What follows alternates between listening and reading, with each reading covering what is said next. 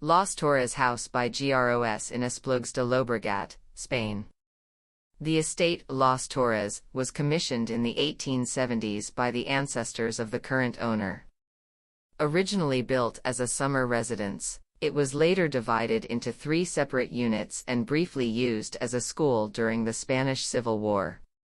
Our project has involved the renovation of one of the units, which was in a state of disrepair and had suffered several alterations that significantly damaged its original design.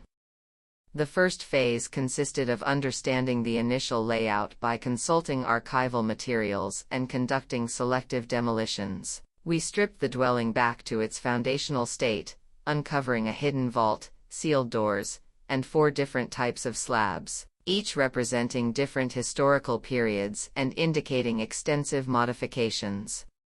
The house was originally designed by August Font Carreras in an eclectic style, lacking the revolutionary intent of Art Nouveau. The facade is listed, and it has been carefully restored to preserve its original appearance. The only new addition is a thin steel pergola which emerges gently from the ancient bougainvillea, reinforcing the relationship between interior and exterior.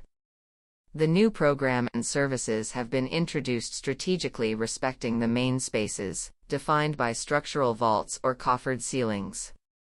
A new sequence of double circulation between rooms adds dynamism to the plan and brings coherence to the whole. Our interior design choices, checkerboard floors, dark walnut-paneled walls, white marble, and upholstered built-in furniture evoke associations with the client's childhood memories, spent in a modern house designed by Gurrea and Mila within the same estate. One of the aims of our project has been to reconfigure the traditional relationship between service and family spaces. Interrogating the spatial dynamics of domestic work, we have modified the internal layout to create a more equitable and integrated environment, reflecting contemporary values while respecting the historical narrative of the home. The attic was a dark and confined space containing the old servants' quarters.